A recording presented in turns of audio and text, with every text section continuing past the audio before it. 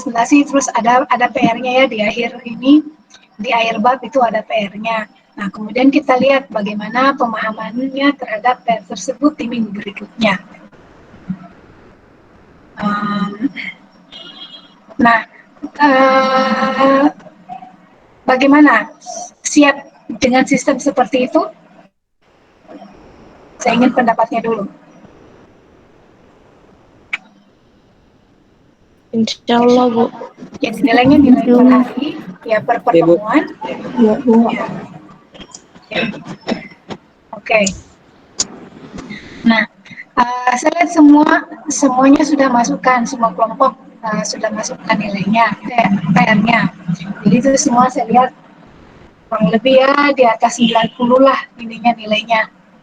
Saya baru lihat sekilas ininya. Nah, sekarang saya mau tanya dulu dari kelompok 10, dari kelompok 10. Coba kelompok 10 anggotanya kan Husnul, Mufidah, Sarnibela, Stefani, Sri Indah. Coba apa definisi dulu nih yang gampang-gampang. Definisi tinggi pelat. Husnul, Mufidah. Bisa? Iya, Bu, putus-putus suara atau, Bu? Putus. Sebentar dulu, kalau putus-putus saya ganti ini.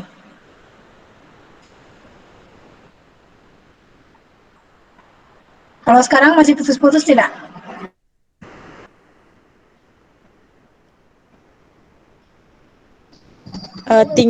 Tinggi plat, Bu. Ya.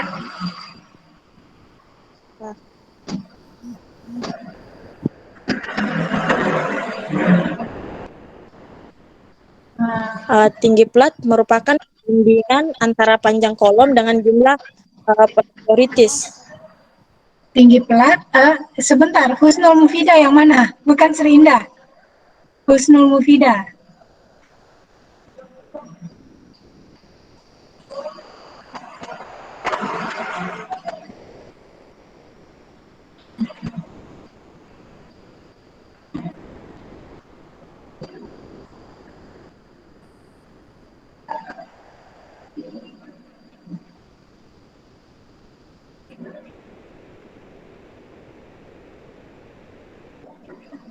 Ada Husnul Mufidah? Ini ada ikonnya tapi tidak ada suaranya.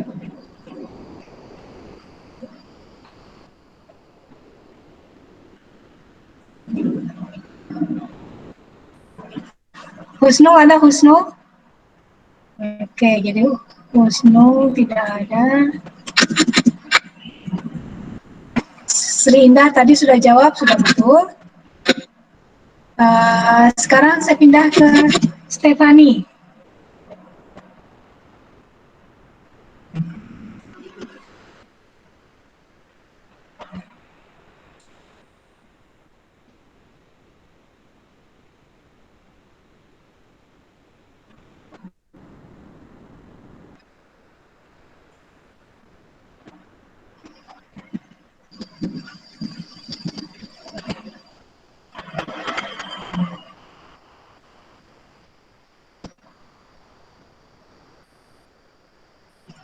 Stefani? Ada Stefani?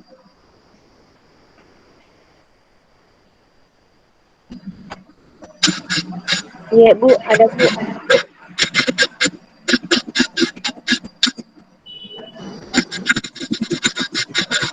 Fase diam apa? Fase diamnya untuk kromatografi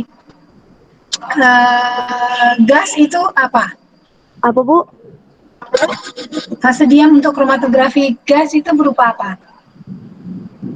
Fase diamnya. Ya.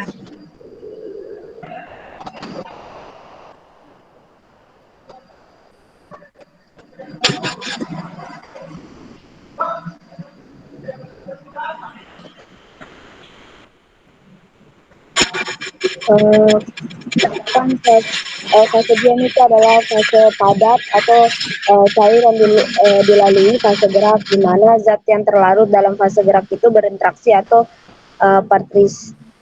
terisi secara berbeda dengan stasioner tahap. Jadi fase diamnya mungkin itunya Bu, apa benda padatnya, contohnya kayak kertasnya mungkin Bu. Nah, ada bisa tidak, saya tanya Sarnibela, bisa tidak fase diam itu berupa cair atau berupa gas selain padatan?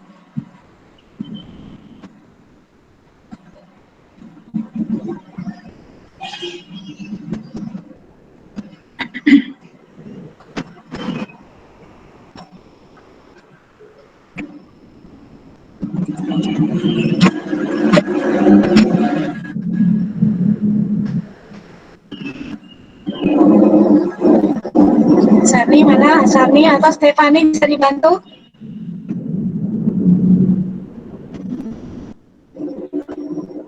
Bisa Bu. Ya, bisa. Jadi bisa cair, bisa padatan. Iya Bu, bisa. Oke. Jadi Sarni Bella sama Husnul Mufidah ini tidak ada ya orangnya. Jadi saya kasih nilai 0 untuk hari ini. Saya pindah ke kelompok berikutnya. Kelompok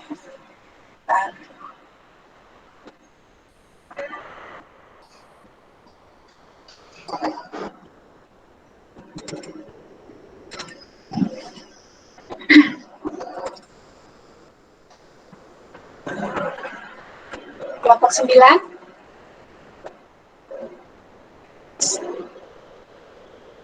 Maaf Ibu, yang kelompok Ya, 9 Ibu. 9 kelompok siapa? Ibu. Yang kelompok 10 tadi sebenarnya 9 Ibu, 9 kelompok Ji. Oh sama, kelompok 9 dengan kelompok 10 ini ada dua-dua anunya.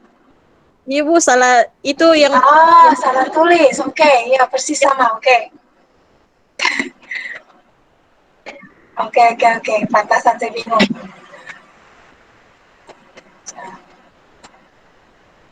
Kenapa sama munculnya? Oke, sekarang berarti kelompok 8 ya. Kelompok 8 itu Fadila Anissa Sahid. Iya Ibu. Ada orangnya? Ada Ibu. Oke. Iya Dina Bu. Prawilia. Iya Bu. Oke. Rismawati. Hadir Bu. Oke. Ihda Hairia, sorry. Ihda Hairia. Ada?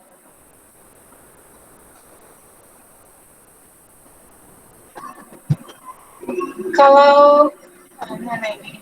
Stefani hadir, Salmi Bella hadir. Ihdal tidak hadir ya? Hadir Bu. Oke. Mana Ihdal? Oke. Ihdal. Ihdal, apa yang dimaksud dengan konstanta distribusi?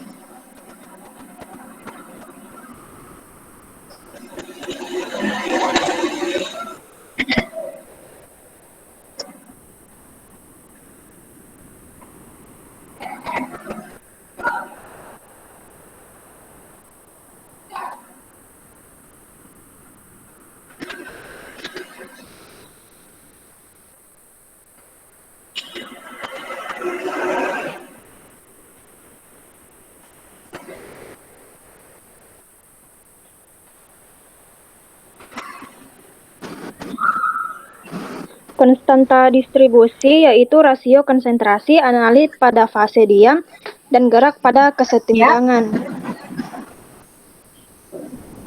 Ada pendapat lain dari kelompok lain bagaimana? Ada Ibu. Ada Bu. Ya, silakan. Kalau menurut kelompok dari kami siapa ini? Siti Nurdiah Hasma Bu, kelompok 7. Dari kelompok 7. Oke. Menurut kelompok kami Bu, konstanta distribusi itu perbandingan konsentrasi zat terlarut oleh fase diam kromatografi dengan konsentrasi zat terlarut oleh fase gerak kromatografi. Fase gerak kromatografi. Jadi perbandingan konsentrasi antara solutnya pada fase diam dan pada fase gerak. Ya. Oke. Itu. Ini Eh, tolong kalau masukkan ininya jangan dalam bentuk PDF, tapi Word. Karena saya tidak bisa koreksi di sini. Saya tidak bisa beri catatan, komentar. Jadi tolong kelompok 7, kelompok 5, dan kelompok 2 kirim ulang tugasnya dalam bentuk Word. Iya, Dokumen Bu. Word ya. Iya, Bu. Oke. Tadi siapa yang menjawab kelompok di kelompok 7? Nah, ini susah saya memberi. Siti Nurdia Hasma, Bu. Siti Nurdia Hasma.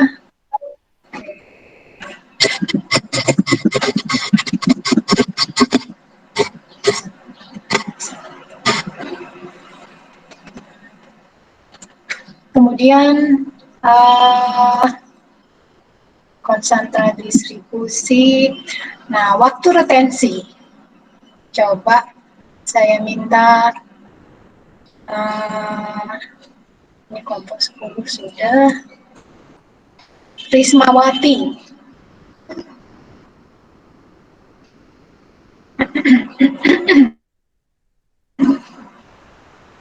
Waktu retensi itu apa, Risma?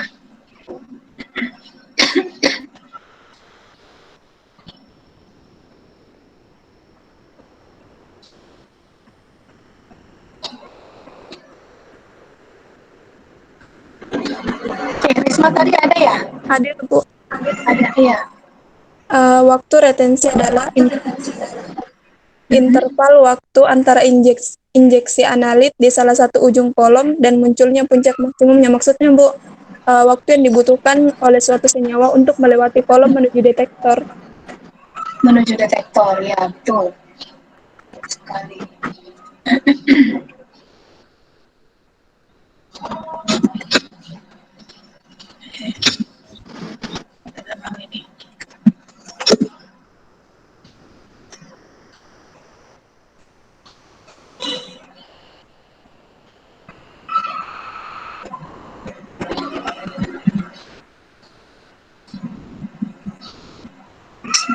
Oke.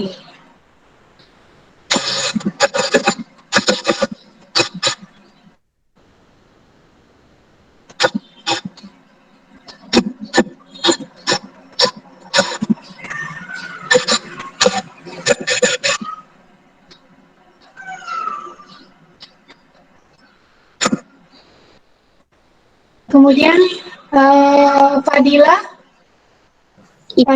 faktor selektivitas itu apa? Faktor selektivitas itu rasio Ya. faktor retensi dua spesies. Yang disebut faktor selektivitas itu mereka di mana nilai faktor selektivitas sama atau lebih besar dari 1. Apa maksudnya itu, faktor selektivitas?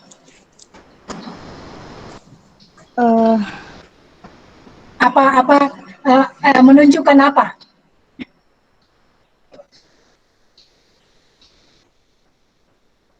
Kalau dia nilainya 1, kenapa? Kalau dia nilainya lebih besar, atau ini kan faktor sama atau lebih besar dari 1. Kalau dia lebih kecil dari 1, kenapa?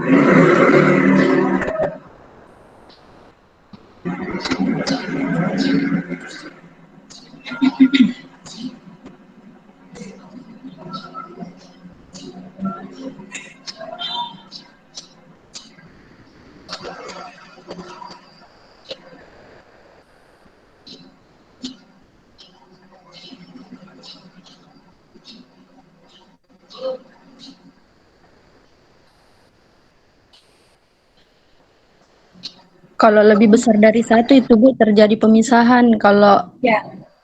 sama dengan 0 seimbang. Kalau kurang dari 1 tidak bisa, tidak terjadi pemisahan, Ibu. Tidak terjadi pemisahan yang sempurna. Oke. Um,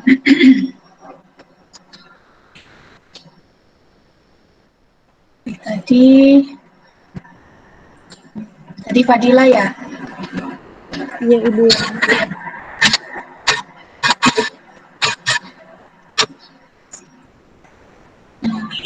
Kemudian Risma Nina Prawilia.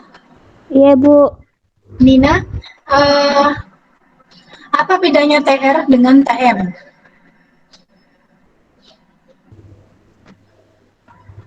Sorry. Iya, TR dengan TM.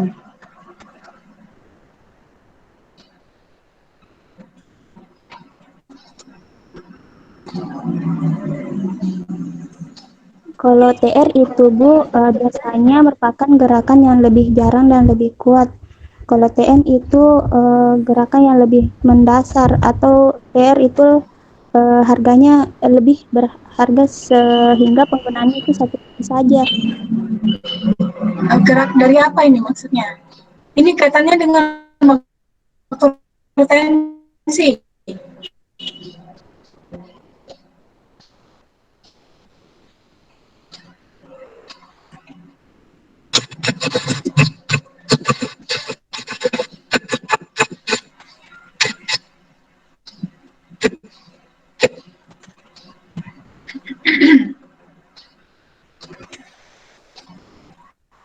Simbolnya waktu retensi apa, Nina? Waktu retensi itu, Bu, TR.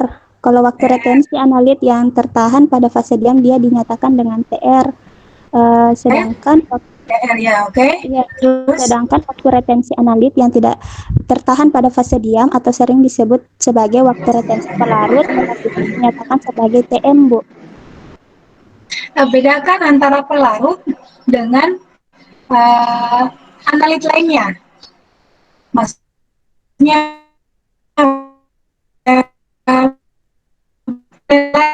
kalau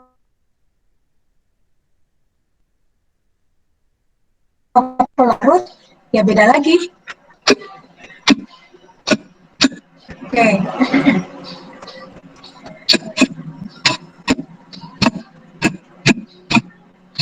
Nah sekarang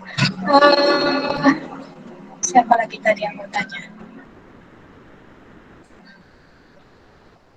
Risma tadi belum ada ya Risma? Oh, sudah. Fadila, Ihdal sudah. Oke. Nah sekarang kelompok 7, Siti Nurdia, Hadir, Bu. Dila Agrifina, ada Dila? Ada, hadir Ibu. Oke, Fairuz ada? Hadir, Bu. Devika? Hadir, Bu. Oke. Nah, sekarang saya mulai dengan Pak Devika. Devika, bagaimana menghitung waktu retensi?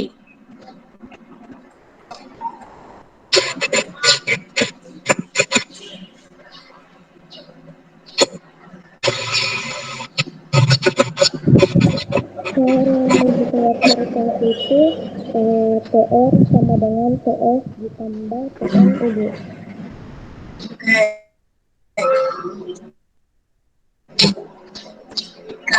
Lalu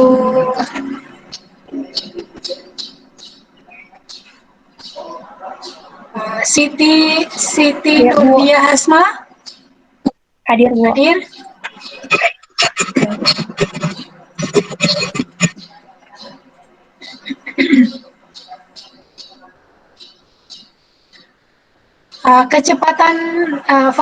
Kecepatan aliran linear.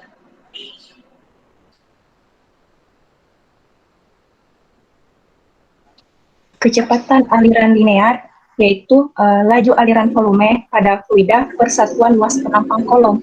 Itu apa gunanya diketahui itu? Uh,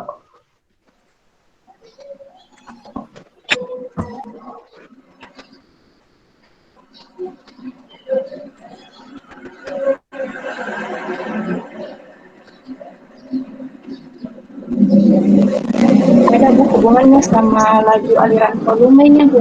Laju aliran volumenya. Iya. Oke. Good.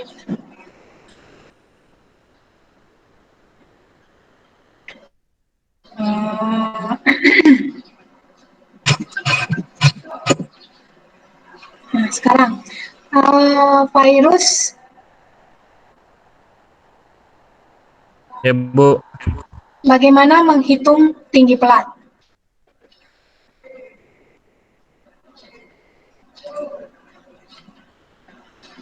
Bagaimana menghitung tinggi pelat? Tinggi pelat, Bu. Eh,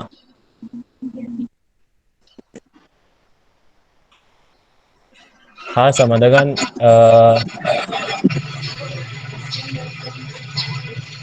L per N, Bu. L itu apa? L itu apa?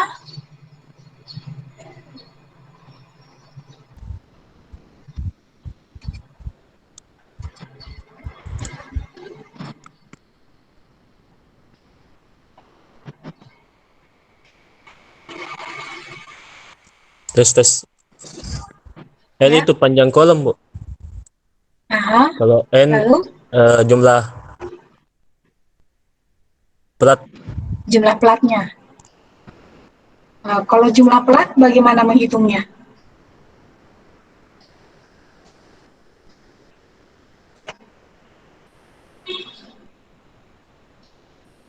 Kalau jumlah plat itu TR per W seperdua TR per W seperduanya di mana? dikali eh,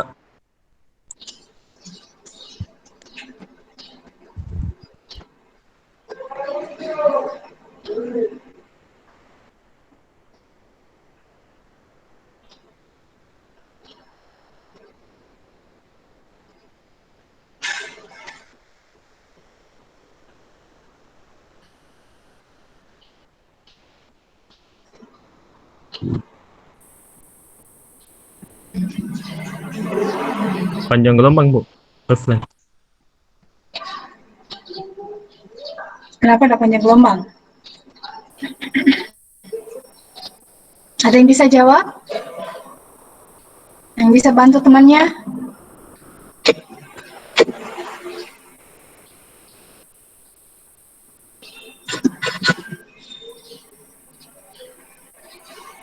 Yang N sama dengan ada ini, saya lihat N sama dengan 16 kali apa gitu.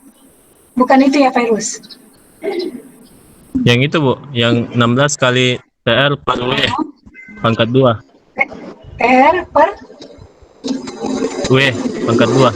pangkat. Oke. Nah, ya virus.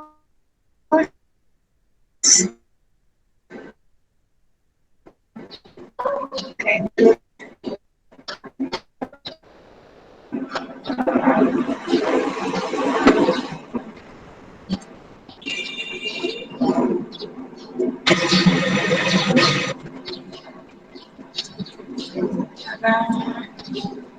Kenapa berganti?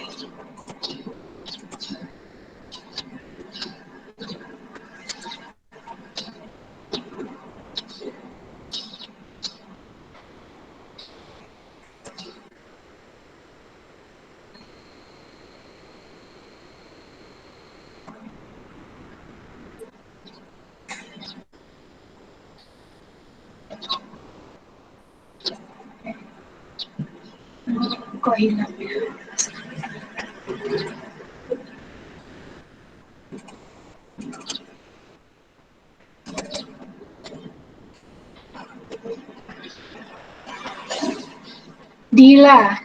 Dila belum ya?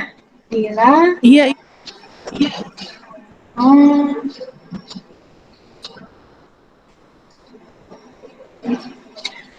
Sebutkan salah satu faktor yang mempengaruhi pelebaran zona dalam kromatografi. Jadi pelebaran pita.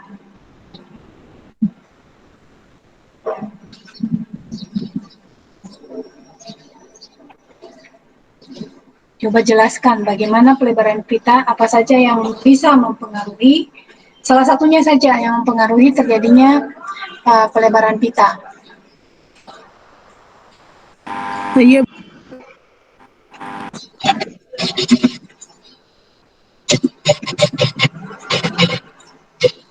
Bagaimana Dila? yang kecepatan linear fase gerak, Bu. Nah, coba jelaskan lebih lanjut bagaimana itu kecepatan linear bisa mempengaruhi pelebaran zona.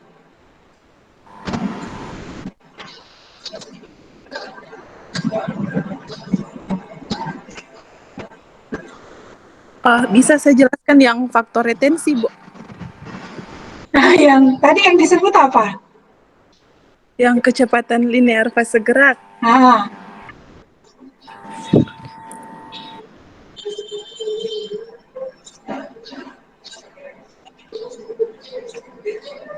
ini kelompok 7.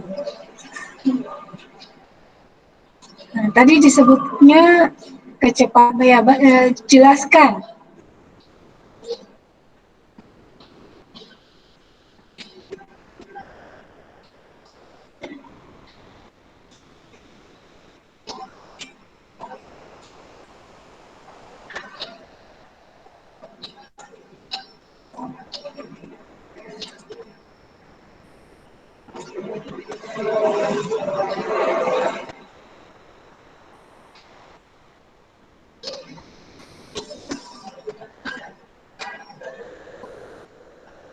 Ini kalau perluasan zonanya itu, Bu, dipengaruhi oleh beberapa faktor seperti kayak yang aliran fase seluler di mana Aliran fase, sorry apa?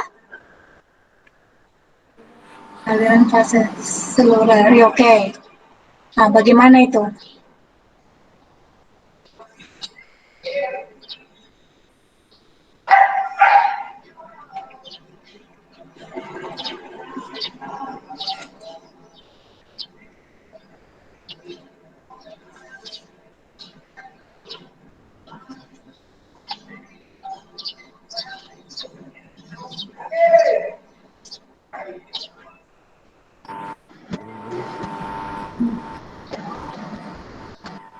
kalau yang laju aliran fase selulernya itu, Bu, di mana laju aliran optimal harus digunakan karena laju alirannya ini biasanya rendah kalau di LC, tetapi kalau di GC dia tinggi, Bu.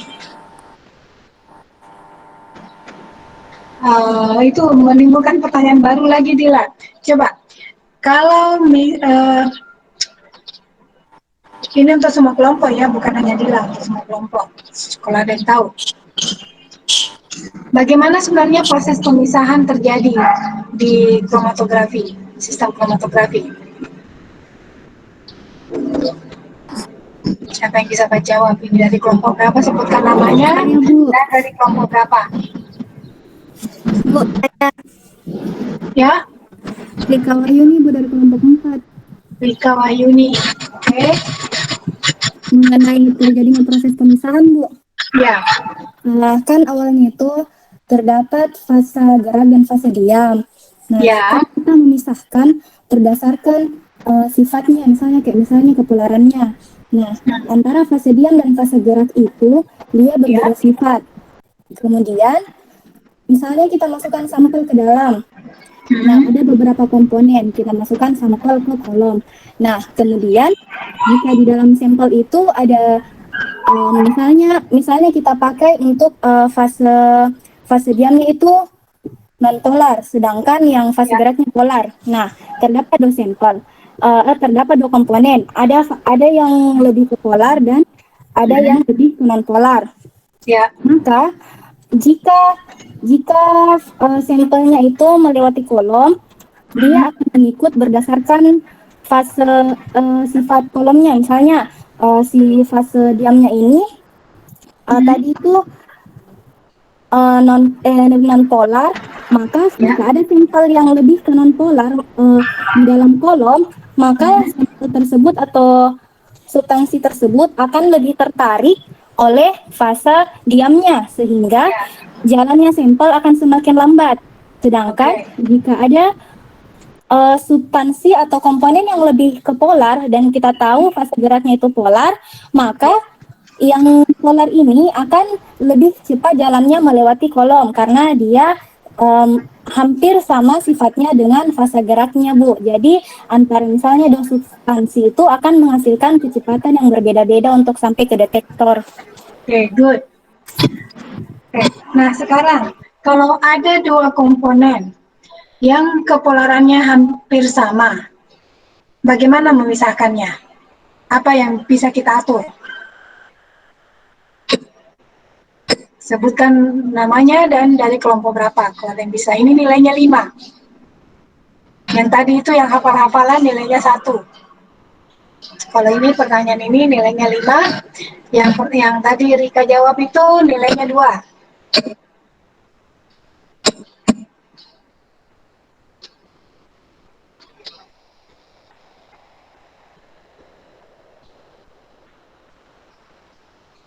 Nah, di sini coba pikirkan antara waktu retensi apa yang mempengaruhi, tadi terus kemudian faktor selektivitas apa yang mempengaruhi.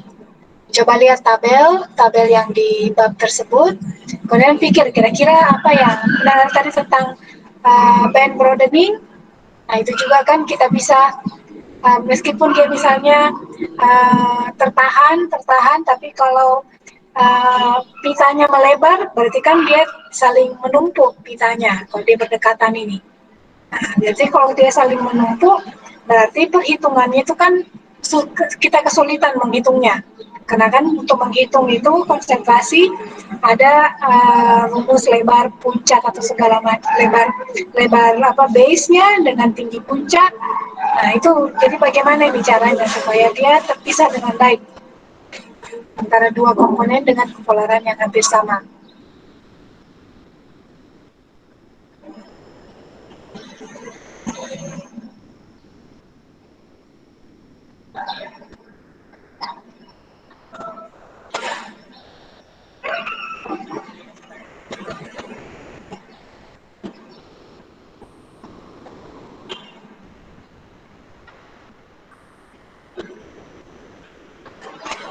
Tadi ada di siapa Dila ya, kalau nggak salah tadi, yang menyebutkan tentang laju alir. Iya, Ibu. Ya, nah itu ada pengaruhnya kan dengan ini kita bisa atur tidak kecepatannya supaya kalau kita perlambat kira-kira apa yang terjadi?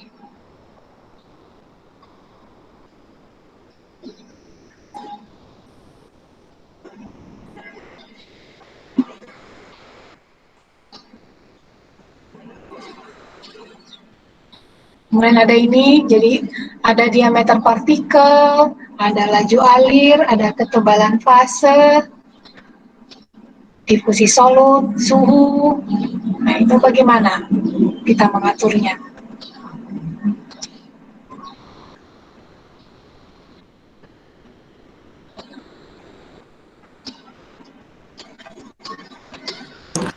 Saya, Bu, kalau Ya, misalnya siapa ini? Dila, Ibu. Dila, oke. Kalau misalnya injeksinya itu diperlambat, maka pitanya itu peaknya yang terbentuk itu, Bu, akan lebar. Kalau misalnya injeksinya dilakukan dengan cepat, itu asalkan peaknya yang lebih, diameternya yang lebih kecil. Diameter apa ini? Yang kromatogramnya, Ibu. Berarti jadi kita harus mencari nilai yang optimum antara kecepatan laju fase gasnya ya, fase geraknya. Iya, Ibu. Dengan apa tadi? Jadi memang di rumus apa lagi itu yang saya lupa apa nama rumusnya. Yang tentang kromatografi, rumus yang ada beberapa faktor, ada Yang waktu retensi, Bu.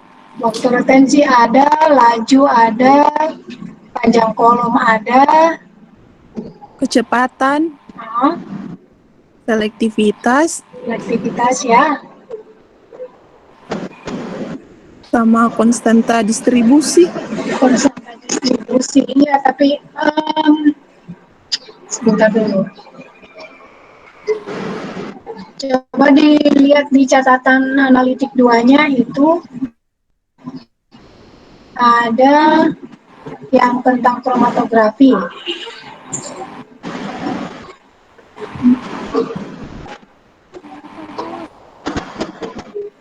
Ya, siapa?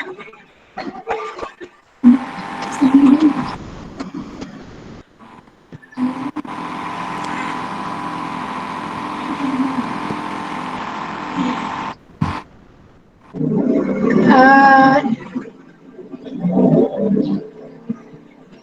halo?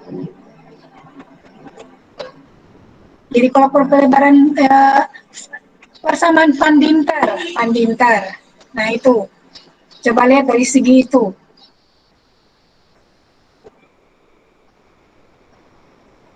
Ada pelebaran zona. Karena pelebaran zona ini mempengaruhi selektivitas. Iya Ibu, jadi kalau misalnya hasil eh, agar diperoleh itu Bu injeksinya yang bagus, maka itu teknik injeksinya itu dilakukan dengan cepat Bu, karena mempengaruhi juga pelebaran pitanya Bu. Iya, di mana pengaruhnya? Maksudnya dia memperbesar, memperkecil? Kalau mempercepat, kalau injeksi dilakukan dengan cepat itu Bu pelebarannya kecil. Kecil, oke. Kalau dilakukan dengan pelebarannya itu lebih lebar. Lebih lebar karena kalau kita lihat kalau dia malah makin lambat ininya jalannya, berarti kan dia lebih banyak yang tertinggal di fase diam. Iya Lebih Ibu. banyak yang tinggal di fase diam gitu. Jadi agak munculnya lama di detektor. Nah, kalau tebal fase diamnya diperbanyak, diperbesar, bagaimana? Kenapa Ibu? Tebal fase diam, ketebalannya. Pas kemungkinan mempengaruhi tinggi peaknya Ibu. Tinggi peak bisa tinggi peak itu juga kan berarti dia bisa kalau tinggi Pelebaran. peak ya pelebaran. Kalau tinggi peak kan konsentrasi pelebaran ya. Jadi nah oke.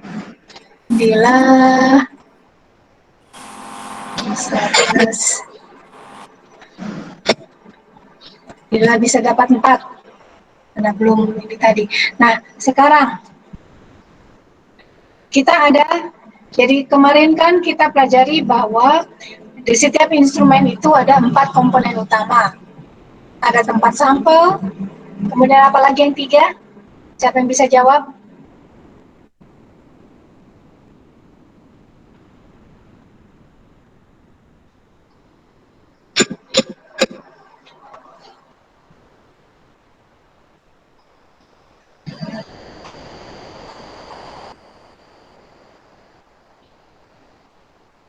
Halo?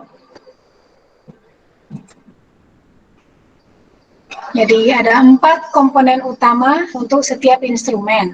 Satu ada tempat sampel. Yang kedua atau ada sumber sinar, kalau saya tidak salah sumber energi atau apa, respon. Kemudian yang kedua tempat sampel, yang ketiga detektor, yang keempat recorder. Nah, kalau kita aplikasikan ini ke kromatografi gas, sudah dibaca enggak bab kromatografi gasnya? Sudah Ibu. Sudah ya, coba. Nah, kan komponen utama kromatografi gas itu apa saja? Yang mana yang memberi respon, yang mana memberi sebagai tempat sampel misalnya, dan kemudian detektornya apa?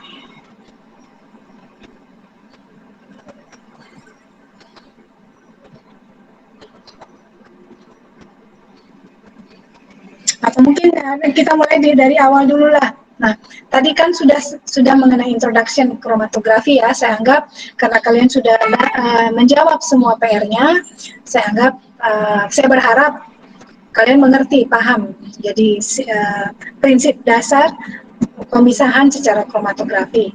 Nah, untuk kromatografi gas itu apa perbedaan utamanya dengan sistem kromatografi yang lain seperti kromatografi kertas, kromatografi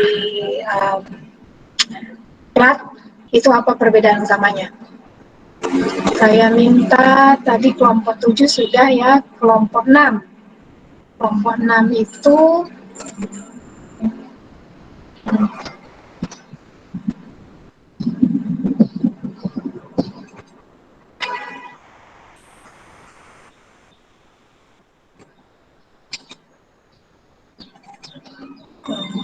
Nur Anissa, Fajri Marsuki, Etri Rahayu, Muhammad As'ad, dan Jumawati.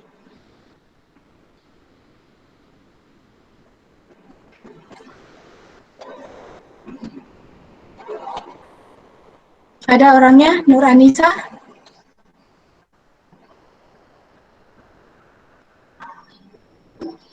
Bu, hadir. Oke, Etri Rahayu? Hadir, Bu. Oke, Muhammad As'ad? Oke, Jumawati? Hadir, Ibu. Oke. Nah, salah satu dari kalian, terserah siapa yang mau jawab pertanyaan saya tadi.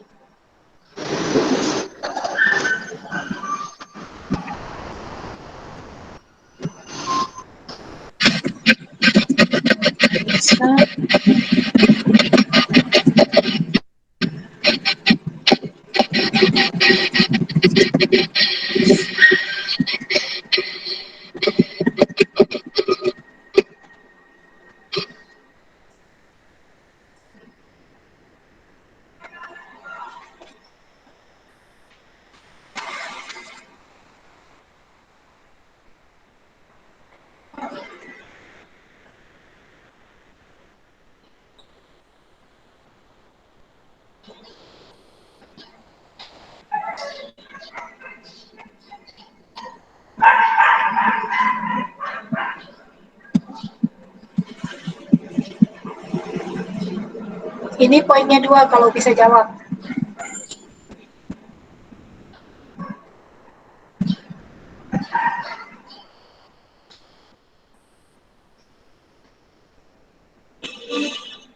Jawab, jadi kalau saya bilang kromatografi gas, yang saya maksudkan di sini adalah kromatografi gas cair. Karena kalau kromatografi gas padat itu jarang dipakai. Yang lebih umum dipakai itu kromatografi gas cair. Jadi pada umumnya kromatografi gas cair itu kita sebut, kalau orang menyebut kromatografi gas, yang dimaksudkan itu adalah kromatografi gas cair. Nah, sekarang apa perbedaan antara, sebutkan kalau apa saja perbedaan yang kalian ketahui mengenai prinsip kerja kromatografi gas cair dengan kromatografi kertas dan kromatografi thin layer, kromatografi lapis tipis.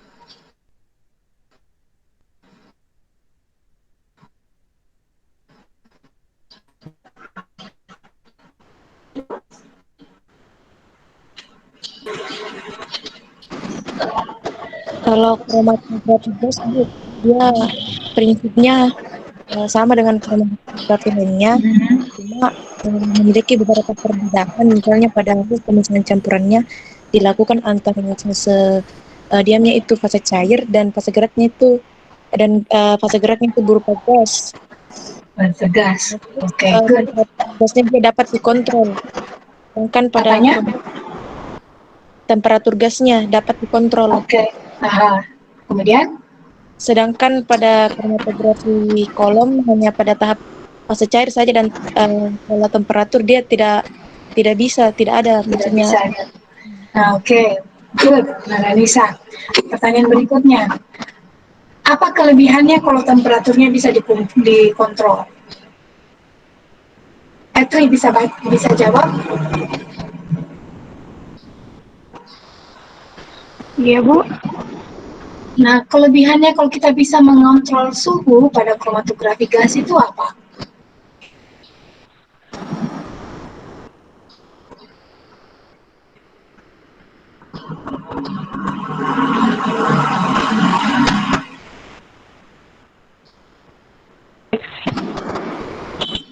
Lebih cepat dideteksi, Bu, di detektor.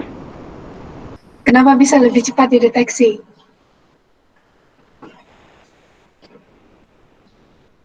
Apakah semua komponen itu bisa, kalau kita panaskan semuanya bersamaan terdeteksi atau bagaimana?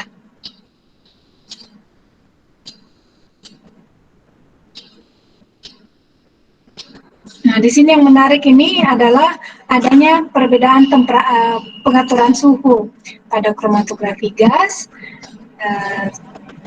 dibandingkan dengan kromatografi kolom, kromatografi kertas, kromatografi lapis tipis. Karena adanya pengaturan suhu ini juga yang membedakan aplikasinya, itu khusus untuk komponen-komponen yang bersifat apa.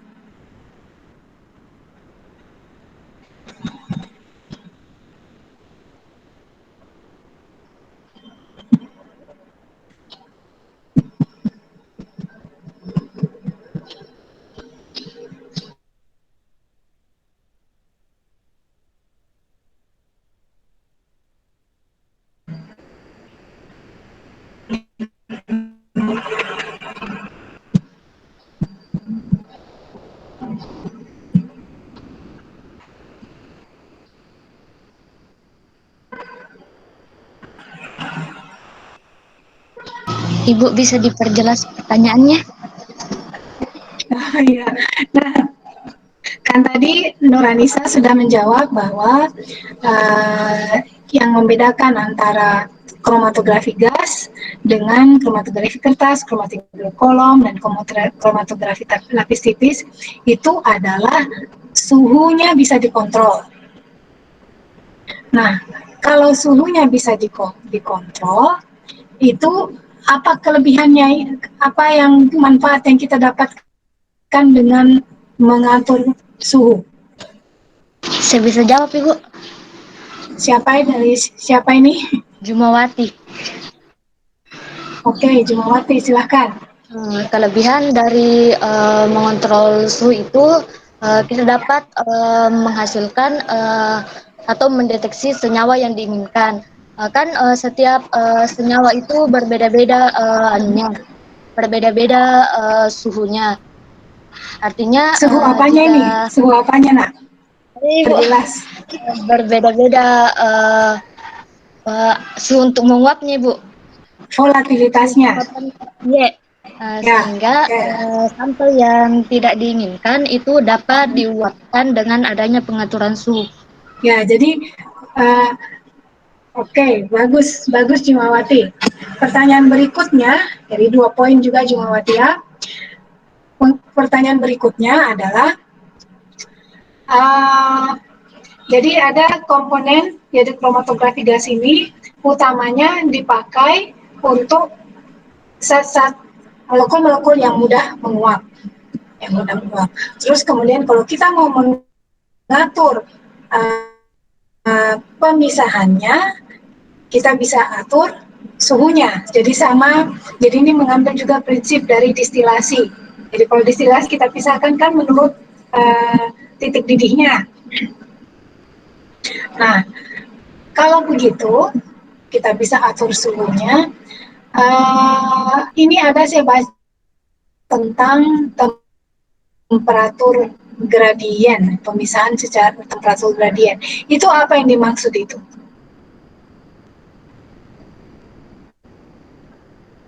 Katri dengan Muhammad Asad bisa jawab?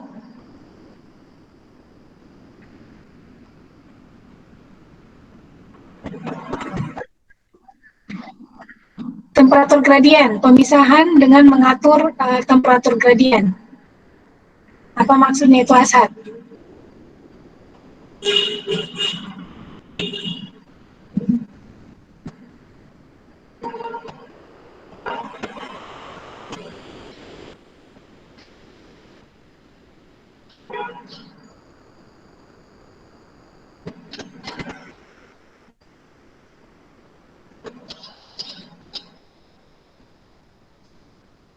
Kenapa kita perlu, atau saya ubah pertanyaannya, kenapa kita perlu lakukan pengaturan suhu secara gradien?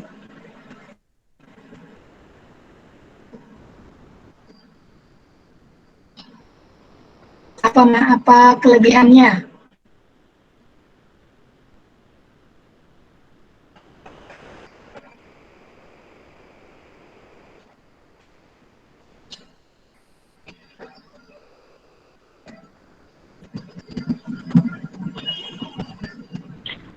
Bisa dijawab, Bu. Oke, silakan Etri. Pengukuran dengan metode ini dapat meningkatkan analit yang memiliki titik didih yang berdekatan untuk saling memisah dengan baik, sehingga diperoleh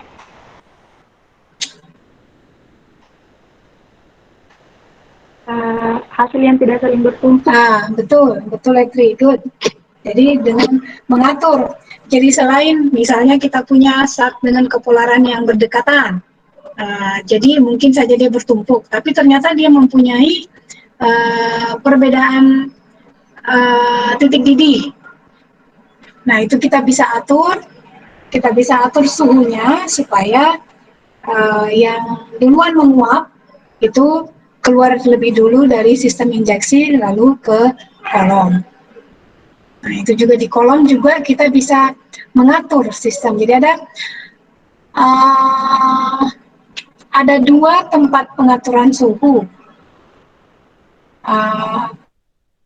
Asad di mana saja? Jadi pada komponen, jadi lihat diagram komponen alat kromatografi gas, itu suhu diatur di mana saja?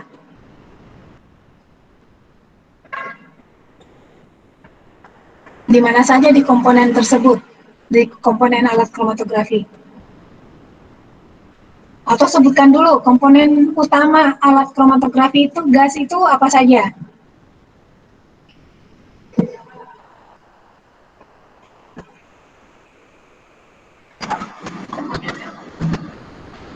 Utama.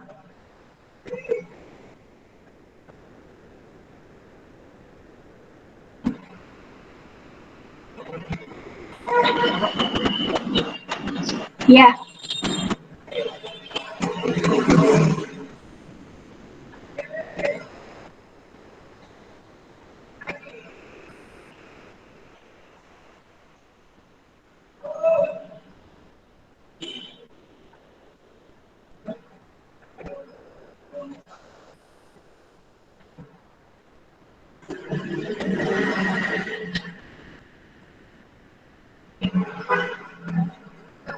Lihat diagramnya, ada gambar diagram itu, diagram kromatografi gas di bab tersebut.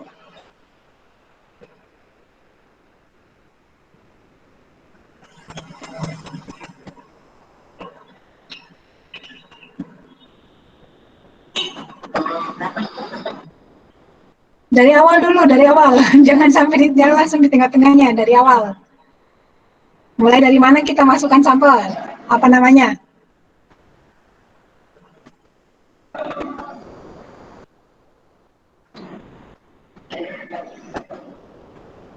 Ya, oke. Jadi supply gas pembawa. Kemudian apa lagi? Sistem injeksi, oke. Kemudian yang ketiga, Oven. Terus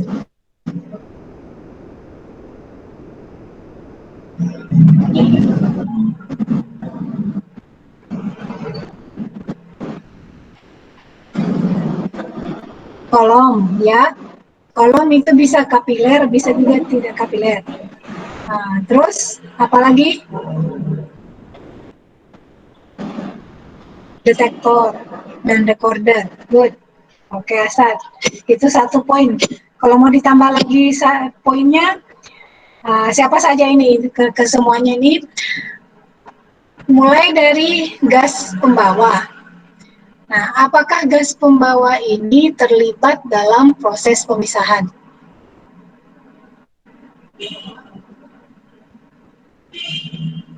Bukan, kalimat pertanyaannya salah ya, bukan terlibat dalam proses pemisahan. Mempengaruhi proses pemisahan.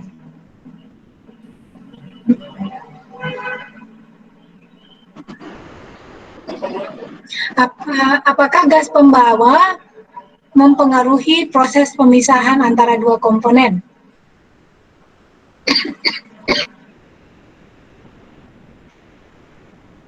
Mempengaruhi, Bu. Bagaimana pengaruhnya? Dan sampel dimasukkan ini proses penguapan. Setelah penguapan nanti itu sampel yang telah menguap akan dibawa oleh suplai gas melalui kolom nanti setelah melalui kolom dia selanjutnya melalui detektor. Nah, detektor berfungsi sebagai komponen zat yang sudah berhasil dipisahkan. Nah, yang mana melalui angka akhir yaitu recorder. Begitu, Ibu. Pertanyaannya mungkin salah tangkap tadi pertanyaannya. Apakah gas pembawa mempengaruhi pemisahan antara dua kolom, antara dua komponen di dalam kolom?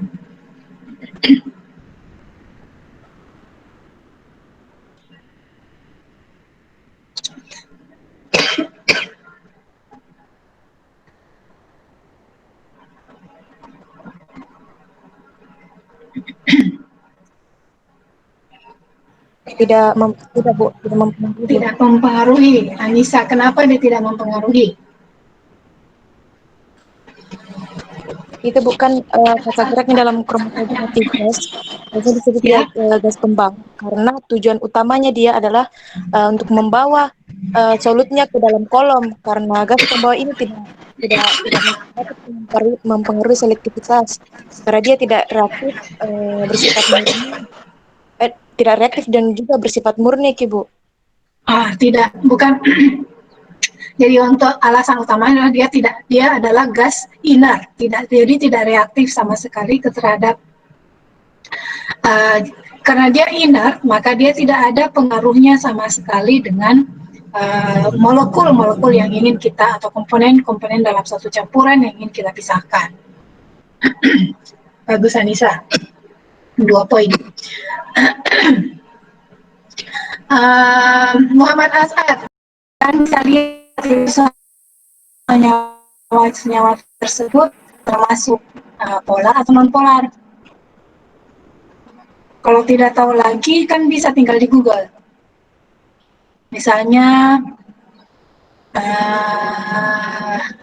alkohol itu termasuk polar atau non polar. Alkyl substituted benzene itu polar atau non polar. Ya. Jadi saya tunggu sampai minggu depan ya jawabannya ya. Bisa Mi, Bu? Mau bisa Mi, oke. Iya.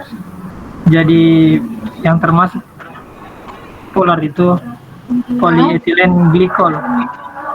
Polyethylene glycol ya. Iya. Kemudian tadi yang polar atau non polar itu? Polar. Ya. Polar. Kemudian yang non polar yang lain itu 50%.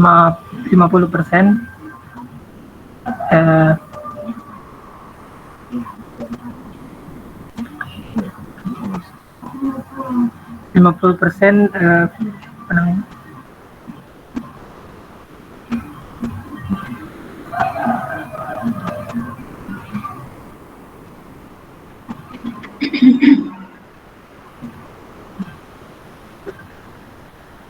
Cyanopropil polydimethyl Cyanopropil. siloxane.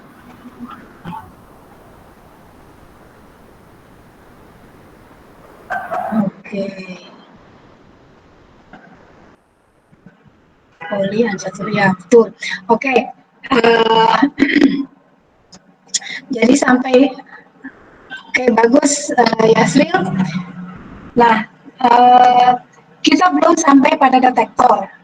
Jadi minggu depan siap-siap untuk kelompok 4321 itu tentang detektor. Dan juga untuk sekelompok dijawab lagi soalnya nomor 1 sampai 20, soal-soal yang ada di bab tersebut. Iya, Bu. Ya, dijawab itunya. Iya, Bu.